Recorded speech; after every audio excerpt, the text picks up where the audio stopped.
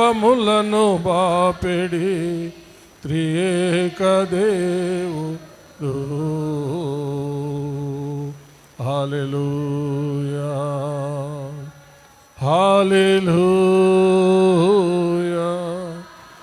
ఓరి రర బాబా శబర బర బూరి బాబా బాబా. Hallelujah. Thank you Jesus master. స్తుతి పాత్రుడా, స్తోత్రార్హుడా, ఆరాధ్య దైవమా, సూర్యోదయం మొదలుకొని సూర్యాస్తమయం వరకు స్తుతింపదగిన దేవా, అధిక స్తోత్రములు పొందదగిన దేవా, మీకే స్తుతి స్తుతి స్తుతి. స్తోత్రములు స్తోత్రములు స్తోత్రములు. సమస్త స్తుతి ఘనత మహిమ ప్రభావములు యుగయుగములు దేవునికే చెల్లునుగాక. ఆమేన్. అలాగే నిల్చొని దేవుని వాక్యాన్ని చదువుకుందాం.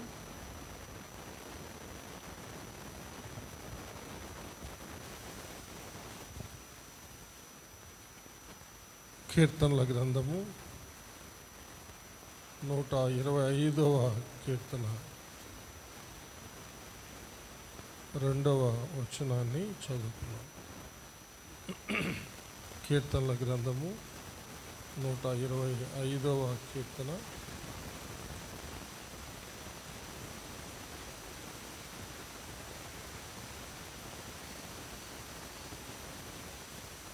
2వ వచనం. యెరూషలేము చుట్టూ పర్వతములున్నట్లు యెహోవా ఇది మొదలుకొని నిత్యము తన ప్రజల చుట్టూ ఉండును. దేవుడు తన పరిశుద్ధ వాక్యమును మన ఆత్మీయ మేళ నిమిత్తమై మన వెనుకల్లో దీవించునుగాక.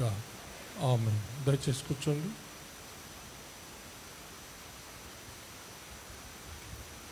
అందరు తలంచి కళ్ళు మూసుకున్నట్లయితే ప్రార్థన చేసుకుందాం.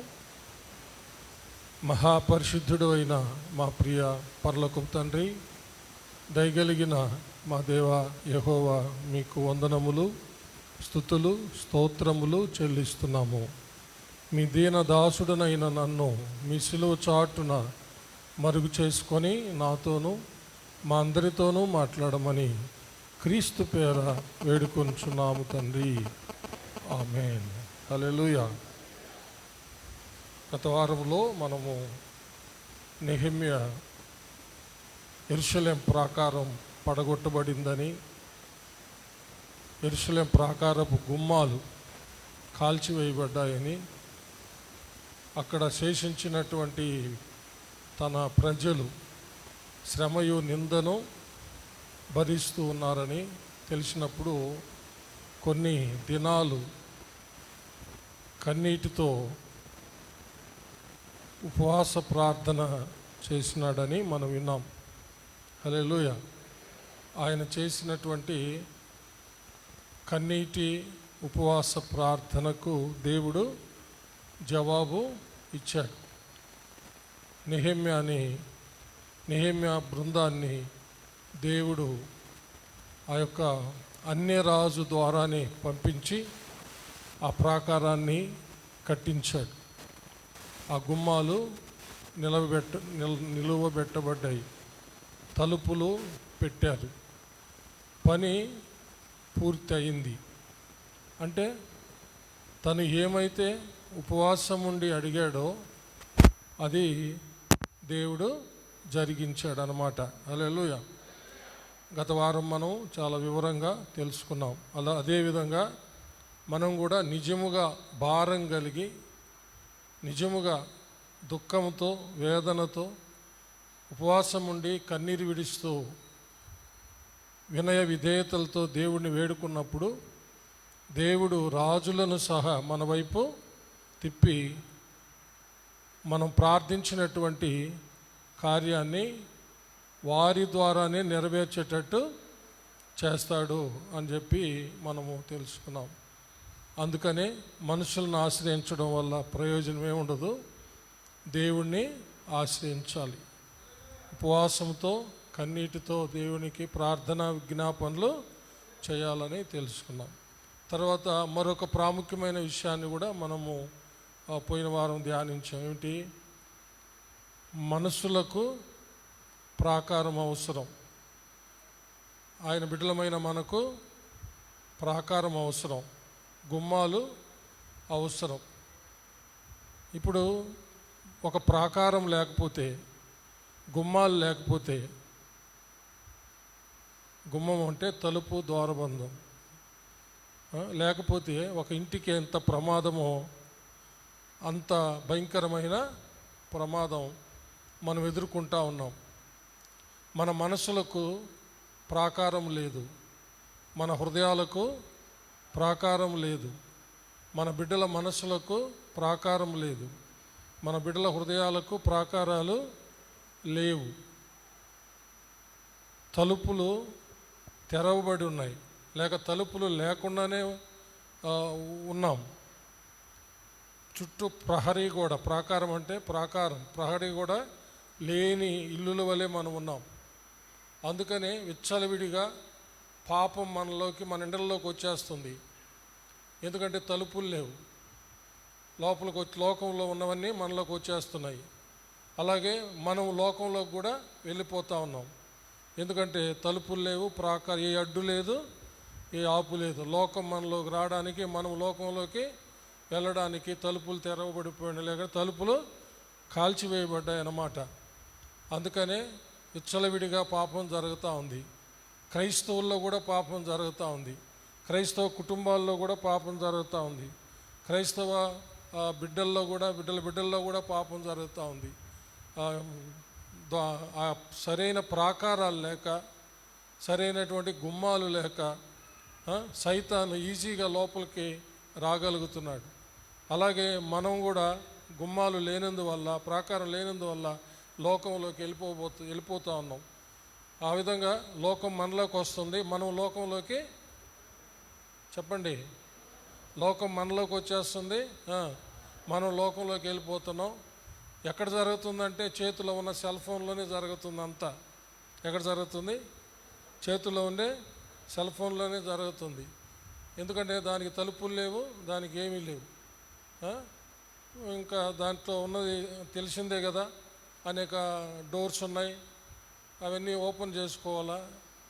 అవి కొంతమంది మాత్రమే వాటిని మూసేసుకొని అవసరమైన డోర్స్ తెరుచుకొని, అవసరమైన విండోస్ తెరుచుకొని ఓపెన్ చేసుకొని క్షేమంగా ఉన్నారు. కానీ అతి ప్రమాదకరమైన ఎలిమెంట్ మన చేతుల్లో ఉన్నటువంటి సెల్ ఫోనే, నెట్, ఇంటర్నెట్, ఇవన్నీ కూడా ప్రమాదకరమైనటువంటివి. మన జీవితాల్లో ప్రమాదాన్ని తెచ్చిపెడతా ఉన్నాయి. వాటిని మన కంట్రోల్లో ఉంచుకోకపోతే మనము ఎంతో ప్రమాదంలో పడిపోతాం. మనం దాని కంట్రోల్లోకి వెళ్ళకూడదు, అది మన కంట్రోల్లో ఉండాలి. చప్పలు కొట్టి దేవుడిని మహింపరుద్దాం. హల్లెలూయా. సరే, ఇలాంటి భయంకరమైన పరిస్థితుల్లో కొన్ని లేఖన భాగాలు బైబిల్లో మనకు ఒక భరోసాని ఇస్తూ ఉన్నాయి. ఏంటంటే, ప్రార్థించే వారికి దేవుడు ప్రాకారంగా ఉంటాడంట. హల్లెలూయా. ప్రార్థించేవారికి, ఎవరికి? ఆయన ఆశ్రయించేవారికి. ప్రభా, లోకంలో ఇలాంటి పరిస్థితి ఉంది, ఇలాంటి ప్రమాదకరమైన ప్రాకారము లేని ఇల్లుల్లాగా, ప్రాకారము లేని పట్టణాలలాగా, గుమ్మాలు లేని ఇల్లుల్లాగా, గుమ్మాలు లేని పట్టణాలలాగా నాయనా మా బ్రతుకులు ఉన్నాయి, మా బిడ్డల బ్రతుకులు ఉన్నాయి. వాళ్ళల్లో ఏమేమో వచ్చి చేరిపోతున్నాయి, వాళ్ళు ఏమేమో లోకంలోకి వెళ్ళిపోయి చేస్తూ ఉన్నారు. ఒక్కొక్కసారి మేము కూడా భ్రమపడిపోతున్నాం. మా పరిస్థితులు కూడా నాయనా భయాందోళన కలిగించే విధంగా ఉన్నాయి. మేము కూడా భ్రమపరిచే ఆత్మల చేత మేము కూడా భ్రమపరచబడిపోతూ ఉన్నాం. కాబట్టి దయతో మమ్మల్ని కనికరించి మాకు మీరే ప్రాకారంగా ఉండండి అని ప్రార్థన చేస్తే దేవుడు వారి మనసులకు, వాళ్ళ హృదయ తలంపులకు ఆయనే ప్రాకారంగా ఉంటాడని బైబిల్ చెప్తున్నటువంటి అమూల్యమైనటువంటి సత్యము. మనం చదివిన వాక్యం అదే. యెరూషలేము చుట్టూ పర్వతములు ఉన్నట్లు యెహోవా ఇది మొదలుకొని నిత్యము తన ప్రజల చుట్టూ ఉండును. చపలు కొట్టి దేవుని మహింపడతాం. హల్లెలూయా. కాబట్టి యెరూషలేము చుట్టూ పర్వతాలు ఉన్నాయి. యెరూషలేమును ముట్టడించడం అంత సాధ్యమయ్యే పని కాదు. ఎందుకంటే పర్వతాలు పంక్తులుగా ఉన్నాయన్నమాట, ప్రాకారంగా ఉన్నాయి. యెరూషలేమును ముట్టడించాలంటే ఆ యొక్క పర్వతాలను దాటుకొని వెళ్ళాలన్నమాట. అది అంత తేలికయ్యే విషయం కాదు. దేవుడు అనుమతిస్తేనే అశూరీయులు కానీ, బబులోనీయులు కానీ, ఇతర దేశాల వాళ్ళు, ఇతర రాజ్యాల వాళ్ళు యెరూషలేమును ముట్టడించగలిగారు. దేవుడు అనుమతించకపోతే యెరూషలేమును పట్టుకోవడం అంత తేలికయ్యే విషయము కాదనమాట. కాబట్టి ఆ విధంగా ప్రార్థించే వారి చుట్టూ దేవుడు యెరూషలేము చుట్టూ ప్రాకారం ఉన్నట్లుగా ఆయన ఉంటాడంట. అందుకని మనం ఏం చేయాలా? ఈ భయంకరమైన పరిస్థితుల్లో ప్రాకారము లేని ఒక ఇల్లుగా, ప్రాకారం లేని ఒక పట్టణముగా, గుమ్మాలు లేని, తలుపు ద్వారబంధరాలు లేని ఒక ఇల్లుగా, ఒక పట్టణముగా మనము, మన బిడ్డల బిడ్డలు అలాగ ఒకవేళ ఉండి భయాందోళనలకు గురవుతూ ఉంటే, అనేక నానా విధాలమైన శోధనలకు గురవుతూ ఉంటే, మనం చేయాల్సింది ఒకటే. మనము మన చుట్టూ యెరూషలేము చుట్టూ పర్వతాలు ప్రాకారంగా ఉన్నట్టు మన చుట్టూ ప్రాకారంగా ఉండే దేవునికి మనము మొరపెట్టడమే. హల్లెలూయా. అంతకు మించిన వేరే మార్గము లేదు ప్రియులారా. మనం ప్రార్థన చేసినట్లయితే దేవుడే యెరూషలేము చుట్టూ ప్రాకారం ఉన్నట్లుగా, పర్వతాలు ఉన్నట్లుగా మన చుట్టూ ఆయన ఉంటాడు. మనం ప్రార్థన చేస్తే మన బిడ్డల చుట్టూ లేక మనం ఎవరి కోసం ప్రార్థిస్తున్నామో వారి చుట్టూ ఆయన ఉంటాడు. హల్లెలూయా. జకర్యా గ్రంథం 2వ అధ్యాయము 5వ వచనం.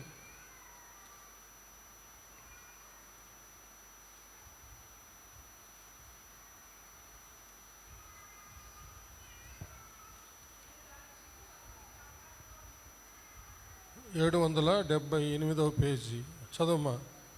నేను దాని చుట్టూ అగ్ని ప్రాకారముగా ఉందును, నేను దాని మధ్యను నివాసినై మహిమకు కారణముగా ఉందును. చప్పలు కొట్టి దేవుని మహింపడదాం. హల్లెలూయా.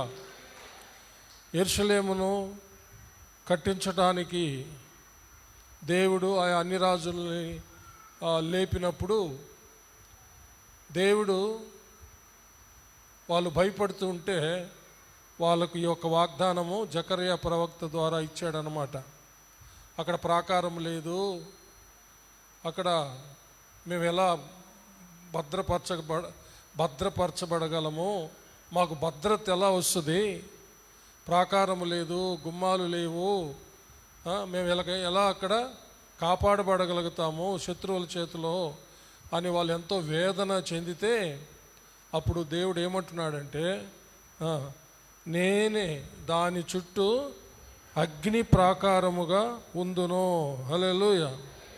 చూసారా దేవుడు ఎంత ధైర్యాన్ని ఇస్తున్నాడో, ఎంత వాగ్దానం చేస్తున్నాడో చూడండి. నేనే దాని చుట్టూ అగ్ని ప్రాకారముగా ఉందును. హల్లెలూయా. తర్వాత అక్కడ దేవాలయం లేదే, ఏమీ లేదే, మాకు దేవుణ్ణి ఆరాధించుకునేది ఎలా అంటే, నేనే మీ మధ్యన నివాసినై ఉంటా. హల్లెలూయా. నేనే మీ మధ్యన నివాసినై ఉంటా. మీరు దేవాలయం ఉన్నప్పుడు మీ అవసరతల్లో, మీ బాధల్లో, మీ కష్టాల్లో, మీ ఇరుకుల్లో, ఇబ్బందుల్లో దేవాలయంకి వెళ్ళి మీరు మోషే ద్వారా నేను నిర్ణయించినవి మీరు జరిగించినప్పుడు నేను ఎలా సహాయం చేశానో, ఎలా మిమ్మల్ని మహిమపరిచానో, అదేవిధంగా నేను మీ మధ్య ఒక ఆలయంగా ఉంటా. నేనే మీ మధ్య ఉంటా. ఆలయంలో దేవుడు ఉన్నట్టుగా నేనే ఆలయమై, నేనే దేవుడినై మీ మధ్య నేనే ఉంటా. కాబట్టి మీకు సహాయం నేను చేస్తా, మీ మహిమకు కారణంగా నేను ఉంటా. ఆనాడు దేవాలయము మీ మహిమకు అది ఎలా కారణంగా ఉన్నిందో. హల్లెలూయా.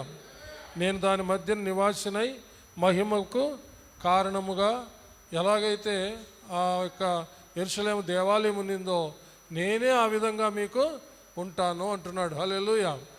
అంటే ఆయన ప్రజలైన ఇశ్రాయేలులకు, యూదులకు మహిమకు కారణంగా దేవుడే ఉంటానంటున్నాడు. చప్పలు కొట్టి దేవుణ్ణి మహిమపరుస్తాం.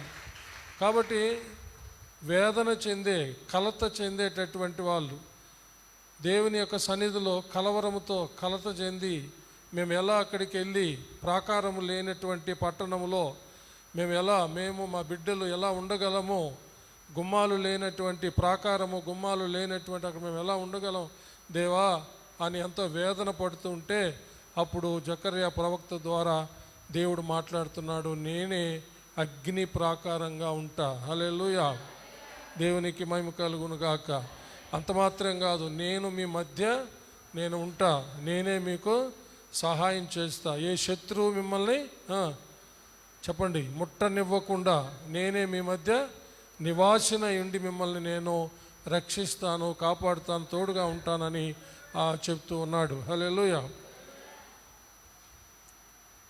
రాజుల 2వ గ్రంథంలో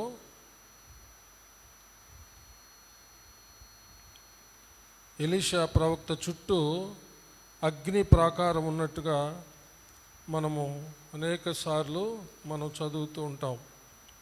శత్రువులు అతన్ని పట్టుకోబోవడానికి వచ్చినప్పుడు 6వ అధ్యాయము 16వ వచనము చూడండి. 311వ పేజీ పాత నిబంధనలో 6వ అధ్యాయము 16వ వచనం. అతడు భయపడవద్దు, మన పక్షమున ఉన్నవారు వారి కంటే అధికులై ఉన్నారని చెప్పి యెహోవా వీడు చూచినట్లు దయచేసి వీని కండ్లను తెరవమని ఎలీషా ప్రార్థన చేయగా యెహోవా ఆ పనివాని కండ్లను తెరవజేసెను. గనుక వాడు ఎలీషా చుట్టూను పర్వతము, అగ్ని, గుర్రముల చేత, రథముల చేతను నిండి ఉండుట చూచెను. హల్లెలూయా. చూచారా, ఎలీషా ప్రవక్త చుట్టూ పర్వతం ఉంది, పర్వతం మీద అగ్ని మండుతూ ఉంది. చప్పలు కొట్టి దేవుడిని మహింపడతాం. పర్వతం ఉంది, పర్వతం మీద అగ్ని మండుతుంది, అగ్నిలో రథాలు గుర్రాలు పరిగెత్తుతూ ఉన్నాయి. చప్పలు కొట్టి దేవుడిని మహిమపరుస్తాము. చూసారా, శత్రు రాజులు ఎలీషా ప్రవక్తని పట్టుకోబోవడానికి పంపించినప్పుడు వాళ్ళందరూ వచ్చి ఆ యొక్క ప్రాంతాన్ని చుట్టుముట్టినప్పుడు శిష్యుడు చూసి భయపడి దైవజనునితో వచ్చి దుఃఖంతో చెప్పినప్పుడు ఆ దైవజనుడు ప్రార్థన చేస్తాడు దేవునికి, దేవా వీని కండ్లు తెరవ చేయండి అని. అంతకుముందు ఒక మాట చెప్పాడు, వెలుపల ఉన్నవానికంటే మనలో ఉన్నవాడు గొప్పవాడు అని. హల్లెలూయా. చదవండి ఒక మాట. అతడు భయపడవద్దు, మన పక్షమున ఉన్నవారు వారి కంటే అధికులై ఉన్నారు. హల్లెలూయా. అంటే ఎవరు? వెలుపల ఉన్నది ఎవరు? సైతాను సంబంధులు. లోపల మనతో ఉండేది ఎవరు? దేవుడు, దేవుని యొక్క సైన్యం. హల్లెలూయా. ఇది అయితే ఆ రోజుల్లో వెలుపల ఉన్నటువంటి శత్రురాజుల సైన్యం, లోపల ఉండేది ఇజ్రాయేలీల సైన్యం. అంటే ఇజ్రాయేలీల సైన్యము దేవుని యొక్క సహాయంతో గొప్ప గొప్ప యుద్ధాలు చేశారు. అయితే ఇక్కడ ఆత్మీయంగా మనం ఆలోచన చేస్తే బయట ఉన్నటువంటి సైతాను వాడి సైన్యముల కంటే మనతో ఉన్నటువంటి దేవుడు పరలోక సైన్య సమూహము బహుబలమైనది. హల్లెలూయా. కాబట్టి భయపడాల్సిన అవసరము లేదు అని చెప్పి గమ్ముగుండ్ల వాని కండ్లు తెరవమని దేవునికి మొరపెట్టాడు. అప్పుడు శిష్యుడైన గేహజీ కండ్లు తెరవబడినప్పుడు అతడికి కనబడింది ఏంటంటే ఎలీషా ప్రవక్త చుట్టూ పర్వతం ఉంది. బాగేనండి, ఏముంది? పర్వతం ఉంది చుట్టూ. పర్వతం మీద అగ్ని మండుతూ ఉంది. ఆ అగ్నిలో రథాలు గుర్రాలు తిరుగుతూ ఉన్నాయన్నమాట. హల్లెలూయా. ఈ సందర్భం చెప్పినప్పుడల్లా ఒక విషయం నాకు గుర్తొస్తూ ఉంటుంది. మేము తొలి దినాల్లో కొద్దిమంది మాత్రమే మా యొక్క వీధిలో, కైలాసవారి వీధిలో అక్కడ ఒక మీటింగ్ జరిగింది. అప్పుడు నేను పాస్టర్ కాల, రామారావు పాస్టర్ గారు వచ్చి ఇక్కడ శుక్రవారం అక్కడ మా ఇంటి దగ్గర వాక్యం చెప్తా ఉన్నాను అనమాట. అప్పుడు శాండీ నాయన తీసుకొచ్చి ఒక మీటింగ్ పెట్టారు మా వీధిలో. అప్పుడు నేను, మా రోజుమరక్క, నా స్నేహితుడు జయరాం, మేము ముగ్గురు పాట పాడుతూ ఉన్నాం. మాతో ఇంకొంతమంది ఉన్నారు. అప్పుడు పాట పాడుతూ ఉన్నాము. ఏం జరిగిందో మాకు తెలియదు. మనం ఎట్లా అభిషేకంలో పాట పాడతామో చివరిలో అలాగనే పాట పాడతాం. అట్లాగా ఆ మూమెంట్లోకి వెళ్ళిపోతాం అన్నమాట. నిలబడుకొని పాడుతూ ఉన్నాము. అంతా అయిన తర్వాత శాండీ నాయన వాక్యం చెప్పడానికి లేచాడు. అప్పుడు ఒక అద్భుతమైన విషయాన్ని చెప్పాడు. అగ్నిలో గుర్రాలు, రథాలు ఆ కొద్ది సభ మీద పరిగెత్తుతూ ఉన్నాయంట ఆరాధన చేస్తూ ఉంటే. చప్పలు కొట్టి దేవుని మహింపడదాం. ఇది గుర్రాలు, రథాలు పైన పరిగెత్తుతూ ఉన్న పరలోక సైన్య సమూహం అంతా అగ్నితో మండిపోతూ అంతా సంచరిస్తూ తిరుగుతూ ఉన్నాయని చెప్పాడు. హల్లెలూయా. మాకు తెలియదు, కానీ ఆ దైవజనుడు చూసినటువంటి సంగతి అది. దీన్ దయాళ్ పాస్టర్ గారు ఒకసారి ఒక విషయం చెప్పాడు. మనమంతా ఆరాధన చేస్తుంటే దేవదూతలు చుట్టూ నిలబడి కంజీర్లు కొడుతున్నారంట. మరి పాతకాలం నుంచి, మొదటి నుంచి మాతో ఉన్న వాళ్ళు మీరు కొంతమందికి అవి తెలిసి ఉంటాయి. దేవదూతలు చుట్టూ నిలబడి మనం వర్షిప్ చేస్తామంటే కంజీర్లు కొడతా ఉన్నారంట. చప్పలు కొట్టి దేవుణ్ణి మహిమ పరుస్తాము. దేవునికి ఎలాంటి డ్రమ్స్ ప్లే చేస్తున్నామో, లేకపోతే క్లాసికల్ మ్యూజిక్ కొడుతున్నామో, లేకపోతే ఒక డ్రమ్ము కొడుతున్నామో, లేకపోతే ఒక తప్పిట కొడుతున్నామో, చప్పలు కొడుతున్నామో, బిందెతో దరివేస్తున్నామో అని కాదు దేవుడు చూసేది. నేను కూడా బిందె పెట్టుకొని బాగా దరివేసి పాటలు పాడుతూ ఉంటే మా సండే స్కూల్ మా పెదమ్మ ఫారినర్స్ వస్తే వాళ్ళ ముందు నన్ను కూర్చోబెట్టి, మా అబ్బాయి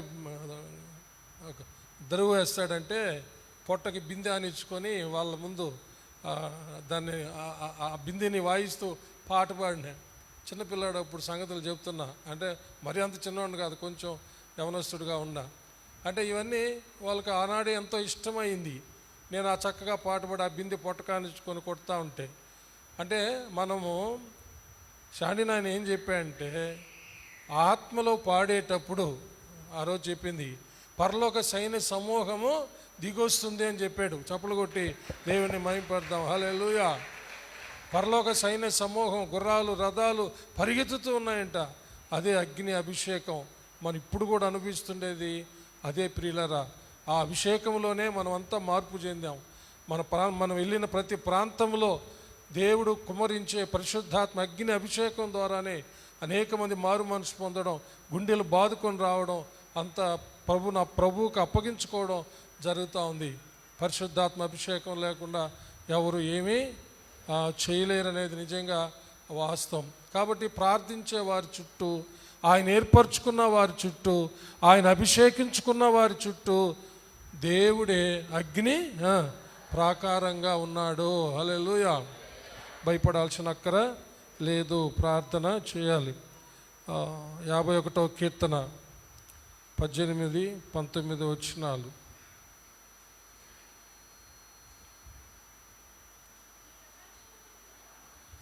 నీ కటాక్షము చొప్పున సియోనుకు మేలు చేయుము, యెరూషలేము యొక్క గోడలను కట్టించుము.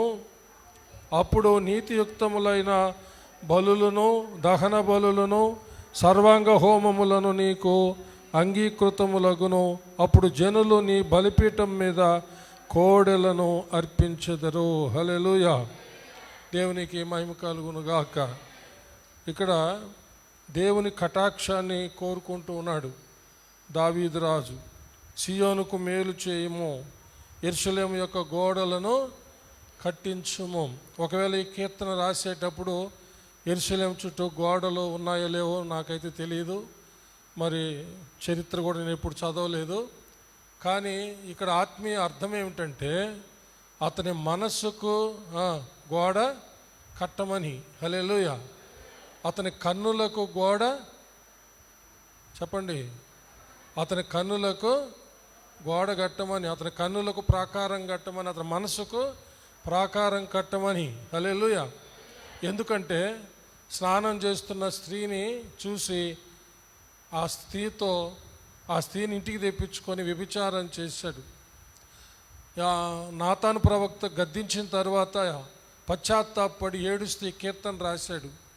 దాన్ని బట్టి ఆలోచిస్తే, ప్రభా ఇంక ఎన్నడూ నేను అలాంటిది చూడకుండా నా కన్నులకు గంతగట్టు, చప్పలు కొట్టేది ఏమైపోయింది, నా కన్నులకు గంతగట్టు ప్రభు, ప్రాకారం గట్టు, గోడగట్టు, ఇంకా అలాంటిది చేయకుండా నా మనసుకు చెప్పండి, నా మనసుకు గోడగట్టు, నా హృదయంలోనికి ఆ వ్యభిచారపు స్థితిని తీసుకోకుండా, నా శరీరంలోకి తీసుకోకుండా, నా హృదయానికి ప్రాకారం గట్టు, గోడగట్టు ప్రభువా, నా జీవితానికే గోడగట్టు అని తనను తాను అన్వయించుకొని ఈ మాటలు రాశాడని చెప్పి మనం గ్రహించుకోవాలి. హల్లెలూయా. అలాగా చేశాడు కాబట్టే తర్వాత ఎన్నడే కానీ ఆయన అలాంటి పాపాన్ని చేయలేదు. ప్రియులరా, చప్పలు కొట్టి దేవుణ్ణి మహిమపరుస్తాము. అర్థమైందా? హలో. అలాగనే అంటున్నాడు, తన బాధ్యత ప్రకారము సియోనుకు, ఇశ్రాయేలుకు ప్రాకారం కట్టించు ప్రభువా, గోడలు కట్టించు ప్రభువా, నాయన నాకు గట్టు, సియోనుకంతా గట్టు, నా ప్రజలకంతా గట్టు, అయ్యా దేశానికంతా గట్టు అంటుండే. ఎందుకు ఒక రాజుగా తను ఎంత పొరపాటు చేశాడో, ఎంత భయంకర పాపం చేశాడో గ్రహించిన తర్వాత పశ్చాత్తాపడుతూ అలాంటిది తనలోనూ తన ప్రజల్లోనూ తన ఇంట్లోనూ జరగకూడదని అతడు గోడలు కట్టమంటున్నాడని మనం అర్థం చేసుకోవాలా. హలో. అలాంటి ప్రార్థనలు ఎప్పుడైనా చేస్తూ ఉన్నారా? ప్రార్థనలు చేయాలి. హల్లెలూయా. ఎవరన్నా పిల్లల్లో పొరపాట్లు చూసినప్పుడు, ఎవరు చేసినప్పుడు మనము చాలా దుఃఖపడిపోతాం, వేదన పడిపోతాం. ఎంత చెప్పినా వినడం లేదే వీళ్ళు అని చెప్పి చాలా దుఃఖపడతాం, కోపపడతాం, భయంకరంగా కూడా వాళ్ళని శిక్షిస్తాం. శిక్షించడం మంచిదే. ఎందుకంటే బైబిల్ చెబుతుంది, దేవుడు తండ్రి తనకిష్టమైన కుమారుణ్ణి శిక్షించు రీతిగా దేవుడు తను ప్రేమించేటటువంటి వారిని గద్దిస్తాడు, శిక్షిస్తాడని ఉంది. శిక్షించడం మంచిదే. హల్లెలూయా. బాలుడు నడవలసిన త్రోవలు వాళ్ళ బాల్య వయసులో వాళ్ళకి నేర్పించడం మంచిదే. వాళ్ళ క్రమశిక్షణలో పెట్టడానికి శిక్షించడం, కొట్టడం, బుద్ధి చెప్పడం, కొట్టే వయసులో కొట్టడం, బుద్ధి చెప్పే వయసులో బుద్ధి చెప్పడం అవసరమే. అయితే వీటన్నిటికంటే మించినది ఏమిటంటే, హల్లెలూయా, దేవుణ్ణి వేడుకోవడం. హల్లెలూయా. ఎందుకంటే ఇందాక చెప్పాను, తలుపులు లేకపోతే బయట వాడు లోపలికి వస్తాడు, లోపల వాళ్ళు బయటికి పోతారు. అడ్డేముంటుంది ఇంకా? అలాగ అయిపోయింది బ్రతికి ఈ రోజుల్లో. ఏ వయసులో వాళ్ళకైనా అలాగైపోయింది. దీంట్లో యవనస్తులనే కాదు, పెద్దోళ్ళు కూడా. దావీదు రాజు ఎవరు? ఆయన రాజు అలాగ అయిపోయినాడు. కాబట్టి ఈ భయంకరమైన పరిస్థితి ఇంకా మరలా రాకూడదని దావీదు రాజు వేడుకుంటున్నాడు, సియోను మరలా కట్టించు, గోడలు కట్టించు, నీ కరుణ కటాక్షమును చూపించు అంటున్నాడు. నీ కటాక్షం చొప్పున సియోనుకు మేలు చేయదేవా, యెరూషలేము యొక్క గోడలను కట్టించు దేవా, అప్పుడు మేము నీతిమంతులుగా ఉంటాము. హల్లెలూయా. అప్పుడు మేము సర్వాంగ హోమంగా ఉంటాము. హల్లెలూయా. అప్పుడు నీకు నీతియుక్తమైన బలులు అర్పిస్తాము, సర్వాంగ హోమాలు అర్పిస్తాము. అంటే మేము నీకు అప్పుడు మీకు ఇష్టమైన పాత్రలుగా మమ్మల్ని మేము సమర్పించుకొని జీవిస్తాము అని చెప్తున్నాడు. ఎందుకు? ఎప్పుడు ప్రాకారం ఉంటే, గుమ్మాలు ఉంటే, హల్లెలూయా, ఏముంటే చెప్పండి, గోడలు, ప్రాకారం ఉంటే, గుమ్మాలు ఉంటే, శత్రువు లోపలికి రాకుండా ఉంటే, మనము గుమ్మాలు దాటి బయటికి లోకంలోకి పోకుండా ఉంటే, హల్లెలూయా, మన జీవితాలని సర్వాంగ హోమంగా నీతియుక్తమైన బలులుగా మనము దేవునికి సమర్పించుకొని ఆయన మహింపరచగలుగుతాము అని చెప్పి ఆయన అంటూ ఉన్నాడు. చప్పలు కొట్టి దేవుణ్ణి మహిమ పరుస్తాము. హల్లెలూయా.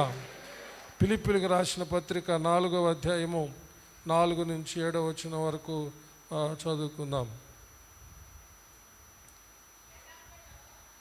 ఎల్లప్పుడూ ప్రభువునందు ఆనందించుడి, మరలా చెప్పుదును ఆనందించుడి, మీ సహనమును సకల జనులకు తెలియబడనీయుడి, ప్రభు సమీపంగా ఉన్నాడు.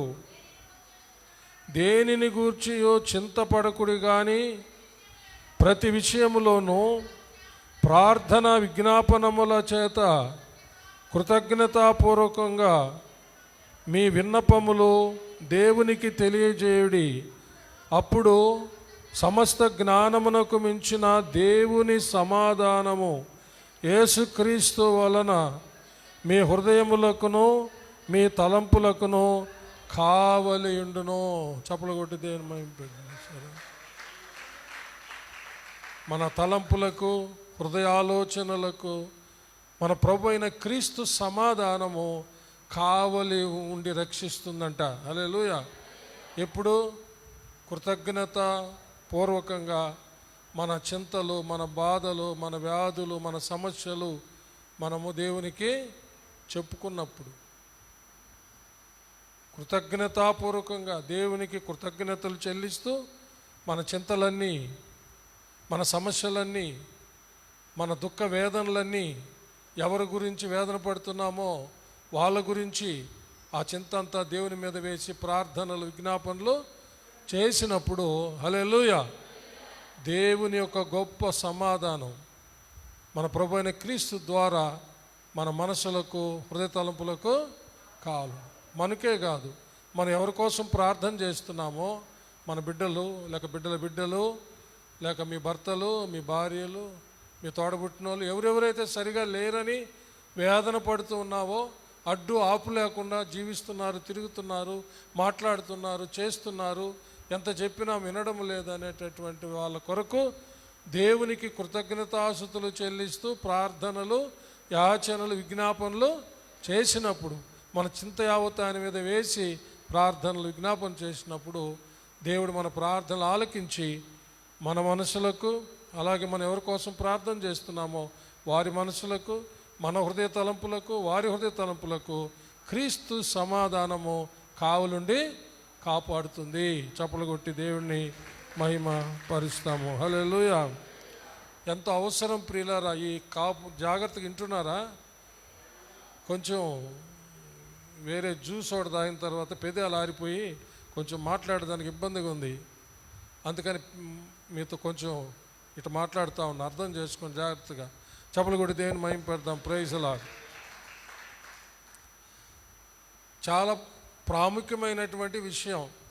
వినేసిపోయి మళ్ళా ఇష్ట ప్రకారము మన ఇష్టాగోష్ఠిలో ఉండకూడదు. తినడం, తాగడం, పడుకోవడం, నిద్రపోవడం కాదు.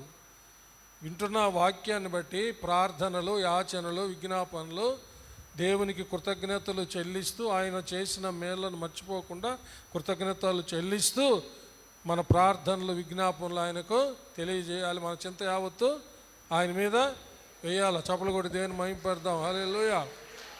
అలాగని శిక్షించొద్దని నేను చెప్పట్లే. బెత్తం వాడే సమయంలో బెత్తం వాడాల్సిందే, బుద్ధి చెప్పాల్సిన సమయంలో బుద్ధి చెప్పాల్సిందే, గద్దించే సమయంలో గద్దించాల్సిందే, బాలుడు నడవలసిన త్రోవలను వారు బాలవయసులో వాడు నేర్పాల్సిందే. అలాగని చెప్పేసి ప్రార్థన చేసి గమ్ముకుంటే కుదరదు, లేకపోతే కొంతమంది శిక్షించేసి గమ్ముకుంటే కుదరదు. రెండు అవసరమే. చప్పలు కొట్టి దేవుణ్ణి మహిమపరుస్తాం. హల్లెలూయా.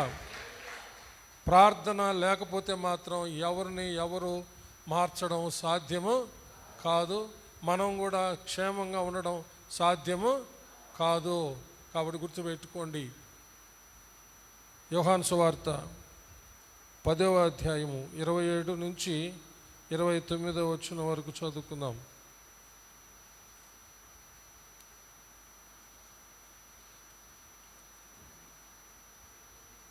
చదవండి.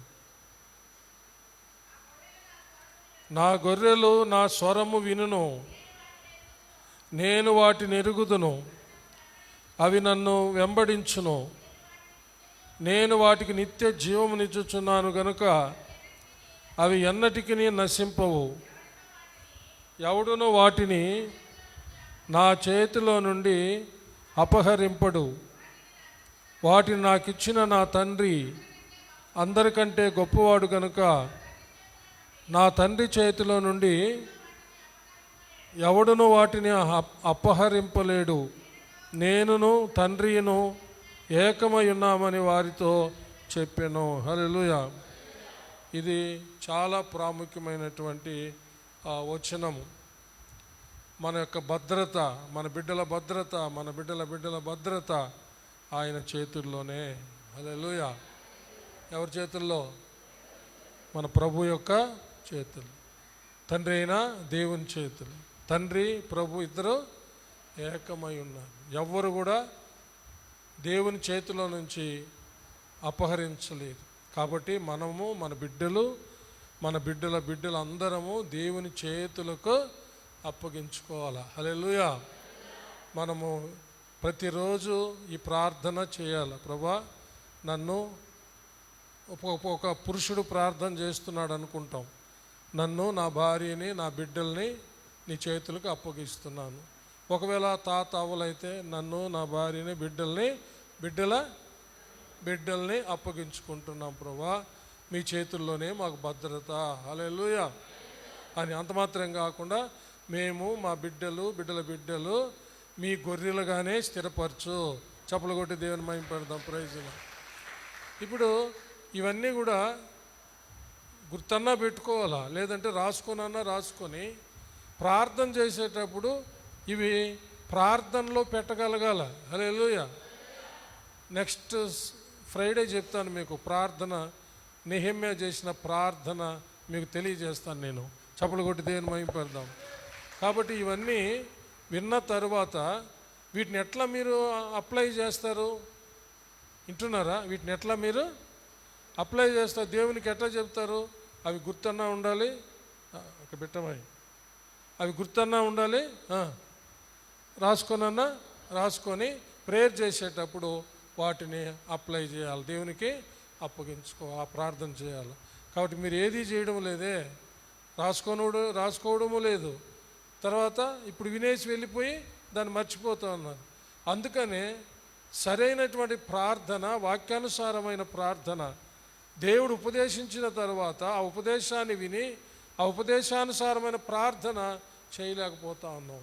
కాబట్టి రాసుకోవాలా, మనసులో పెట్టుకోవాలా, ఆ ప్రకారం అనుదినం ప్రార్థన చేయాలి. ప్రభా, మాకు, మా బిడ్డలకు మీ చేతుల్లోనే భద్రత. ఈ లోకంలో భద్రత ఎక్కడా లేదు. మీ చేతులకు అప్పగించుకుంటున్నాం. ఇదిగో ఈ ఉదయకాలమున సజీవులుగా లేచాము, అందరం ప్రాణంతో ఉన్న మా కుటుంబ సభ్యులందరినీ చెప్పండి మీ చేతులకు, నమ్మదగిన చేతులకు అప్పగించుకుంటున్నాము, భద్రపరచు నాయనా అని. హల్లెలూయా. అది కాబట్టి దేవుని చేతుల్లోనే మనకు భద్రత. చివరిగా ఒక వాక్యం చదువుకొని ముగిస్తాము. ఇర్మియా గ్రంథము 15వ అధ్యాయం 19 నుంచి 21వ వచనం వరకు, 640వ పేజీ, 15వ అధ్యాయం, ఇర్మియా గ్రంథము 15వ అధ్యాయం 19 నుంచి. కాబట్టి యెహోవా ఇలాగు సెలవిచ్చెను, నీవు నా తట్టు తిరిగిన ఎడల నీవు నా సన్నిధిని నిలుచున్నట్లు నేను నిన్ను తిరిగి రప్పింతును. ఏవి నీచములో ఏవి ఘనములో నీవు గుర్తుపట్టిన ఎడల నీవు నా నోటి వలె ఉందువు. వారు నీ తట్టునకు తిరగవలెను గాని నీవు వారి తట్టునకు తిరగకూడదు. అప్పుడు నిన్ను, ఈ ప్రజలను పడగొట్టజాలని ఇత్తడి ప్రాకారముగా నేను నియమించుదును. నిన్ను రక్షించుటకును నిన్ను విడిపించుటకును నేను నీకు తోడయుందును గనుక వారు నీ మీద యుద్ధం చేయుదురు గాని నిన్ను జయింపకపోవుదురని యెహోవా సెలవిచ్చుచున్నాడు. దుష్టుల చేతిలో నుండి నిన్ను విడిపించెదను, బలాత్కారుల చేతిలో నుండి నిన్ను విమోచించెదను. చప్పలు కొట్టి దేవుని మహిమ పెడదాం. హల్లెలూయా. ఇర్మియాకి చాలా స్ట్రిక్ట్గా దేవుడు చెప్పాడు, నీవు మనుషుల వైపు తిరగకూడదు, నువ్వు ఎప్పుడు నా వైపే తిరగాల. నువ్వు ప్రజలకు నేను చెప్పమన్నది నువ్వు చెప్పాలా, ప్రజలు నా వైపు తిరగాల, నువ్వు తిరగాలి. చెప్పండి, ప్రజలు తిరగాల, నువ్వు మాత్రము వారి వైపు తిరగకూడదు. అప్పుడు నిన్ను, ప్రజలను నేను ఇత్తడి ప్రాకారాలుగా చేస్తాను అంటున్నాడు. హల్లెలూయా. నిన్ను ప్రజలను చెప్పండి ఏంటి? నిన్ను నీ మాట విని నా వైపు తిరిగిన ప్రజలను, నా మాట విన్న నిన్ను, నీ మాట విని నా వైపు తిరిగిన ప్రజలను ఇత్తడి ప్రాకారంగా చేసేస్తాను. చప్పలు కొట్టి దేవుణ్ణి మహింపడతాం. హల్లెలూయా. నేనే నిన్ను రక్షించుటకు నీకు తోడుగా ఉంటా. నీ మీద ఎంతమంది యుద్ధం చేసినా సరే వారు నిన్ను జయించరు. హల్లెలూయా, హల్లెలూయా. దుష్టుల చేతిలో నుండి నిన్ను విడిపిస్తాను, బలాత్కారుల చేతిలో నుండి నిన్ను విమోచిస్తా. మనము దేవుని మాట విని దేవుని వైపు తిరగాలి. మన బిడ్డలకు మనం చెప్పేటప్పుడు వాళ్ళు దేవుని వైపు తిరగాలి. నేను పాస్టర్గా నేను దేవుని వైపు తిరగాలి ఎల్లప్పుడు. నేను మీతో చెప్తూ ఉన్నప్పుడు మీరు దేవుని వైపు తిరగాల. అది దీని అర్థం ఏంటి? నేను ఎప్పుడు దేవుని వైపు తిరిగి ఆయన వాక్కు తీసుకొని మీకు చెప్పాల. నేను ఇప్పుడే కానీ మీ వైపు తిరిగి మీ ఇష్టాన్ని నేను నెరవేర్చకూడదు. మీ ఇష్టాన్ని నేను నెరవేర్చకూడదు. మీరు చెప్పినట్టు నేను చేయకూడదు. దేవుడు వైపు నేను తిరిగి దేవుడు చెప్పినట్టు నేను చేయాల. దేవుడు చెప్పినవి మీకు నేను చెప్పాల. మీరు వాటిని గైకొని దేవుని వైపు తిరగాల. అప్పుడు నన్ను మిమ్మల్ని ఇత్తడి ప్రాకారాలుగా చేస్తాడన్నమాట. ఎవ్వరు కూడా పగలగొట్టలేని ఇత్తడి ప్రాకారంగా చేసేస్తా. అంత మాత్రం కాదు, ఏమంటున్నా అంటే నేను నిన్ను రక్షించుటకు విడిపించుటకు నీకు తోడయుందును గనుక నీ మీద యుద్ధం చేయుదురు కానీ వారు జయింపకపోదురని దేవుడు సెలవిస్తున్నాడు. దుష్టుల చేతిలో నుండి నిన్ను విడిపిస్తా, నీ ప్రజలను విడిపిస్తా. అలాగే ఇప్పుడు మనం అన్వయించుకుంటాం. అలాగా మనం చేస్తే మనలను విడిపిస్తాడు, మన బిడ్డలను విడిపిస్తాడు, మన బిడ్డలు విడిపిస్తాడు. ఎవరైతే ఆయన వైపు తిరుగుతారో వాళ్ళందరినీ విడిపిస్తాడు. శత్రువు పగలగొట్టలేని ఇత్తడి తలుపులుగా మనలను మన బిడ్డలను దేవుడు చేస్తాడు. ఎప్పుడు ఆయన వైపు తిరిగి. ఇది చాలా చాలా చాలా ఇంపార్టెంట్. కానీ ఒక్కసారి పరిశీలన చేసుకోండి, ఎవరి వైపు తిరుగున్నాం మనం? దేవుని వైపు తిరుగున్నామా? నిజంగా దేవుని వైపు తిరిగితే ఆయన చెప్పినది మనము చేస్తాము. అదే గుర్తు. అప్పుడే మనము వ్యక్తిగతంగా మనకు మనమే ఒక ఇత్తడి ప్రాకారంగా ఉంటామన్నమాట. హల్లెలూయా. మనలను దాటుకొని మన ఇంట్లోకి కూడా ఎవరు రాలేరన్నమాట. అంత గొప్పగా దేవుడు చేసేస్తాడు.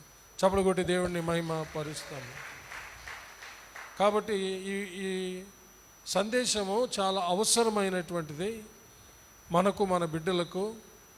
కాబట్టి ఈ రోజుల్లో ఎక్కడ చూసినా అడ్డు ఆపు లేదు, ప్రాకారం లేదు, గుమ్మాలు లేవు. లోకములోకి ఫ్రీగా వెళ్ళిపోతున్నారు.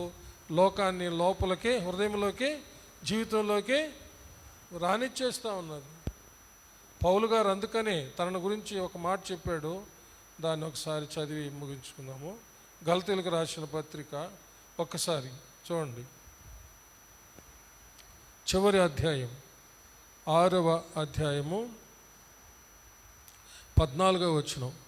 అయితే మన ప్రభు అయిన యేసుక్రీస్తు శిలువ యందు తప్ప మరి దేని యందును అతిశయించుట నాకు దూరమగునుగాక. దాని వలన నాకు లోకమునకు నేనును సిలువ వేయబడి ఉన్నాము. హల్లెలూయా. ఇది అసలైన సంగతి. హల్లెలూయా. అంటే లోకంలోకి వెళ్ళకుండా, లోకం తనలోనికి రాకుండా తను సిలువ వేసుకున్నాడంట. చప్పలు కొట్టి దేని మహిమ పెడతాం. ఏం చేశాడు? తను లోకంలోనికి వెళ్ళకుండా, లోకం తనలోనికి, చెప్పండి, లోకంలోకి వెళ్ళకుండా, లోకము తనలోకి రాకుండా చంపుకున్నాడంట. అది అసలైన క్రైస్తవ బ్రతుకు, క్రైస్తవ జీవితం. అలాగ మనం ఉండాలని, అలాగ ఉన్నప్పుడు మనకు, మన బిడ్డలకు దేవుడే ప్రాకారంగా ఉండి కాపాడుతాడు. దేవుడటి కృప మనకందరికీ దయచేయనుగాక. ఆమేన్. ప్రార్థించుకుందాం. అందరు నిలబడండి దయచేసి. సెల్ ఫోన్ చూసుకోవడానికి కాదు, గుడిలోకి వచ్చింది. సీరియస్గా చెప్తున్నా, జాగ్రత్తగా వినండి వాక్యాన్ని. కళ్ళు మూసుకోండి, నిలబడండి అందరూ. అందరు తలంచి కళ్ళు మూసుకోనండి. ఒక్కసారి ఆలోచించండి. ప్రాకారము లేని, గుమ్మాలు లేని వాళ్ళుగా ఎంతమంది ఉన్నాం మనం? ఏ ఏ పరిస్థితుల్లో ఉన్నాం? అనుకుంటున్నామేమో నేను భలే ఉన్నాను దేవుళ్ళని. ఏమో చూసుకొని హృదయాన్ని పగలగొట్టుకొని చూసుకో. లోకమేమన్నా నీలోకి వచ్చిందేమో, లేకపోతే నువ్వు లోకంలోకి ఏమైనా వెళ్ళిపోయినావేమో చూసుకో. లోకంలో ఉన్నదంతా శరీరాశ, నేత్రాశ, జీవపు డంబం. వాటిలోకి వెళ్ళిపోయి ఉన్నావేమో చూసుకో. లేక అవి నీలోకి వచ్చాయేమో చూసుకో.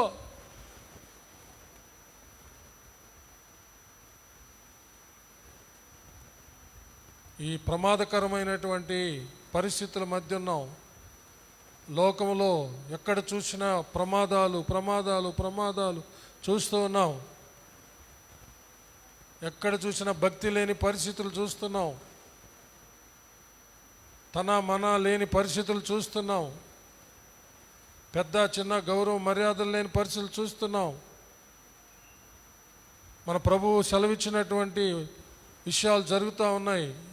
మత్తయి సువార్త 24వ అధ్యాయంలో ఆయన రాకడకు ముందు ఎలా ఉంటాయో జరుగుతూ ఉన్నాయి. ఇప్పుడు లోకంలో మనిషి మీదకి మనిషి, రాజ్యం మీదకి రాజ్యము లేస్తుందని,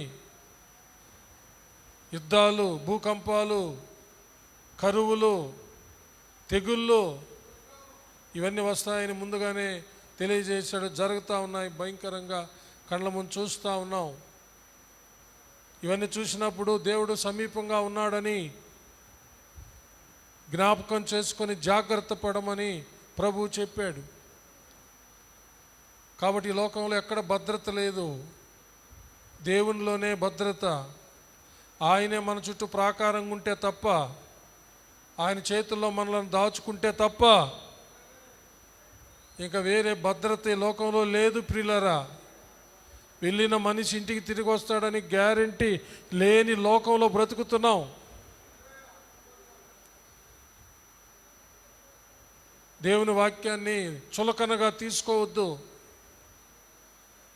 ఇప్పటి వరకు ఏదైనా మనం ఉన్నామంటే ఆయన కృప వల్ల ఉన్నాం, ఆయన కాపాడబట్టి ఉన్నాం. అయితే ఆయన ఎవరిని కాపాడుతున్నాడంటే ప్రార్థన చేసేవారిని ఆయన కాపాడుతూ ఉన్నాడు. ప్రార్థన చేసేవారి చుట్టూ అగ్ని ప్రాకారంగా ఉన్నాడు. పర్వతాలు యెరూషలేము చుట్టూ ఉన్నట్టు ఉన్నాడు. ఆయన మన మనసుల చుట్టూ, మన హృదయాల చుట్టూ ప్రాకారాలు కట్టి కాపాడుతున్నాడు. ఆయన చేతుల్లోనే భద్రపరుచుకుంటా ఉన్నాడు. మనలనే ఇత్తడి ప్రాకారాలుగా చేసేసాడు.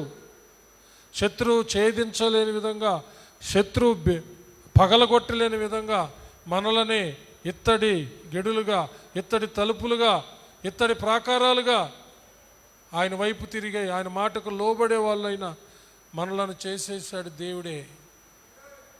దేవుడే తోడుగుండి మనకు సహాయం చేస్తూ ఉన్నాడు. లేకపోతే ఈ లోకంలో మనం కూడా క్షేమంగా ఉండగలమా? ఎక్కడ లేదు ప్రియులరా క్షేమం, భద్రత. కాబట్టి ప్రాకారం అవసరం, గుమ్మాలు అవసరం. ప్రార్థించుకుందాం. హల్లెలూయా. ఓ రబా. విన్న వాక్యాన్ని బట్టి సందీప్ ప్రార్థన చేస్తాడు. సుకుమార్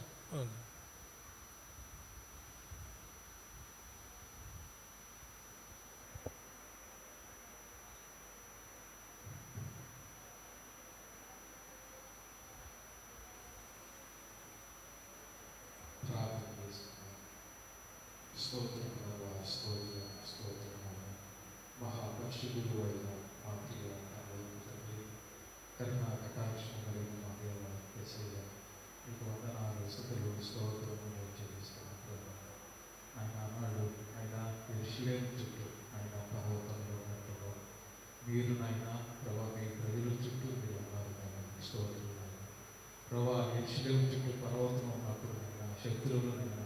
యెరూషలేములో నేను వెళ్ళలేక అయినా వారికి ప్రాకారముగా ఆయన పర్వతాలు ఉన్నాయి ఆయన మీకు అలా మీరు చేసినందుకే మీకు స్తోత్రాలు చేస్తున్నాం. అయితే నాయన ప్రభా ఆయన మా జీవితాల్లో ఆయన ప్రభా మా యొక్క మనసులకు మా హృదయ తలంపులకు ఆయన ప్రాకారం లేకుండా ఆయన ఈ లోకం సంబంధమైనటువంటి ఆయన శత్రువు అయినటువంటి అపవాదు వారి క్రియలు నేను లోక సంబంధమైన కార్యాలు ప్రభా అవన్నీ కూడా నాయన మాలోకి నైనా ప్రాకారం లేక గుమ్మములు మా మనసులకు లేకనైనా ప్రభా అవి జొరబడి నైనా మమ్మల్ని చెడుగుతూ మా బిడ్డలను చెడుగుతున్నాయినా మమ్మల్ని పాడు చేస్తున్నటువంటి పరిస్థితులు నైనా మాలో ఉన్నాయి నైనా. దేవా మీకు స్తోత్రాలు నైనా. ఈ రాత్రి మీరు నైనా మాతో మీరు మాట్లాడినందుకే మీకు స్తోత్రాలు చెల్లిస్తున్నాం ప్రభా నైనా. అయ్యా మాకు నాయన ప్రాకారం లేకుండా నైనా లోక సంగతులు మాలోకి వచ్చి నైనా మేము లోకంలోకి నేను వెళ్ళిపోయి నైనా పాడిపోతున్నాం ప్రభా నైనా. ప్రభా ఈ రాత్రి నైనా మీరు మా ప్రేమించి నైనా మాతో మాట్లాడేందుకు స్తోత్రాలు నైనా ప్రభా నైనా. ప్రభా మీకు ప్రార్థించేవారు చుట్టూ నైనా ప్రభా నైనా మీరు అగ్ని ప్రాకారంగా ఉండి నైనా వారిని మీరు కాపాడే దేవుడు ఆయన మీకు స్తోత్రాలు నైనా. వారి మనసులకు హృదయ తలంపులకు నైనా మీ గొప్ప సమాధానం కావలు ఇచ్చినైనా నైనా మీరు రక్షించే దేవుడు నైనా మీకు వందనాలు చెల్లిస్తున్నాం ప్రభా నైనా. ప్రభా ఈ రాత్రి నైనా మాకు నైనా మా బిడ్డలకు నైనా ప్రభా ఆయా గొప్ప సమాధానం నైనా కావాలి అవసరం నైనా. దేవా మీకు స్తోత్రాలు చెల్లిస్తున్నాం ప్రభా. రైతు జ్ఞాపకం చేసుకునైనా లోకంలో ఏదైనా ప్రభా జరిగినప్పుడు అది మాకు ఈజీగానే మా హృదయంలో జ్వరపడిపోతా ఉంది నైనా. మేము కూడా లోకంలోకి పోతా ఉన్నాం ప్రభా నైనా. రైతు జ్ఞాపకం చేసుకునే ప్రభా నేను మీకు ఎంత మాత్రం కూడా లోకంలోకి పోకుండా లోకం మాలోకి రాకుండా నైనా ప్రభా మీరు రాత్రి మాట్లాడుతుండగా మేము మీకు లోబడి నైనా మీకు విధేయులమై ప్రభా ఒక నైనా ప్రభా ఇత్తడి ప్రాకారం వల్లేనైనా ప్రభా మేము నైనా ప్రభా బలపరచబడడానికి ప్రభా మీ కృప మాకు దయచేయమని ప్రార్థన చేస్తున్నాం ప్రభా. మీకు స్తోత్రం నైనా. ఈ లోకం ఏమాత్రం మాలో జరపడకుండా నైనా మేము లోకంలో బాగుంటాం ప్రభా. స్తోత్రం నైనా. మమ్మల్ని అలాగనైనా ప్రభా మీ దాసుడు మాట్లాడుతుండగా నైనా ఆ మాటలు లోబడి నైనా మేము అలా ఇద్దరు ప్రాకారంగా మమ్మల్ని మీరు ఈ రాత్రి బలపరుస్తున్నందుకై మీకు స్తోత్రములు చెల్లిస్తున్నాం ప్రభా. మీకు వందనాలు స్తుతులు స్తోత్రాలు నైనా ప్రభా. అయినా అలాంటి సంగతులు మేము చూసినప్పుడు దుఃఖపడిపోతున్నాము. అయితే నైనా ప్రభా మేము మొదట ప్రార్థన చేయాలని మీరు నైనా హెచ్చరిక చేశారు ప్రభా. రైతు మమ్మల్ని జ్ఞాపకం చేసుకుని అయినా ప్రభా స్తోత్రమైనా ఈ లోకంలో మేము పడకుండానైనా అయ్యా మమ్మల్ని ప్రభా మా బిడ్డలను ప్రభా నేను మీ గొప్ప సమాధానం మా మనసు హృదయతలంపులకు నైనా కావలించి రక్షించి కాపాడమని ప్రార్థన చేస్తున్నాం ప్రభా. మీకు స్తోత్రం. మీలోనే మాకు భద్రతనైనా మీలోనే మాకు క్షేమమునైనా. దేవానికి స్తోత్రాలు జ్ఞాపకం చేసుకోండి నైనా. మీకు వందనాలు నైనా. దేవానికి స్తోత్రాలు చెల్లిస్తున్నాం ప్రభా నైనా. ఇక మేము నైనా ప్రభా ఏమాత్రం కూడా నైనా ప్రభా నైనా లోకంతో రాజీ పడకుండా ఒక ఇత్తడి ప్రాకారంగా ఉండి నైనా ప్రభా మీ బిడ్డలతోనే అయ్యా మిమ్మల్ని వెంబడించే వారిగా ఉంది నైనా ప్రభా నైనా మిమ్మల్ని మహిమపరచడానికి మీ కృప మాకు దయచేయమని ప్రభా. స్తోత్రం నైనా.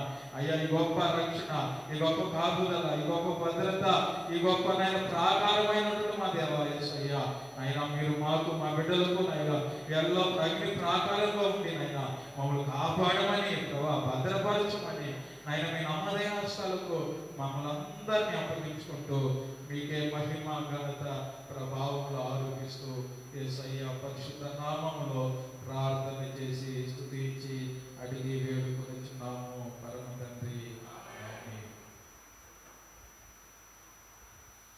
నా ప్రాణమా యెహోవాను సన్నుతించుము. నా అంతరంగముననున్న సమస్తమా ఆయన పరిశుద్ధ నామమును సన్నుతించుము. నా ప్రాణమా యెహోవాను సన్నుతించుము. ఆయన చేసిన ఉపకారములలో దేనిని మరువకుము. ఆమేన్. మన పరమ తండ్రి అయిన దేవుని ప్రేమ కుమారుడైన యేసుక్రీస్తు ప్రభుల వారి యొక్క కృప పరిశుద్ధాత్మ దేవుని అన్యోన్య సహవాసము సన్నిధి కాపుదల భద్రత నడిపింపు ఇప్పుడు ఎల్లప్పుడూ సదాకాలము మీకందరకును మీ బిడ్డలకు మీ బిడ్డల బిడ్డలకు మీరు కలిగి ఉన్న సమస్తానికి తోడై దీవించి ఆశీర్వదించి కాచి కాపాడునుగాక. ఆమేన్ ఆమేన్ ఆమేన్.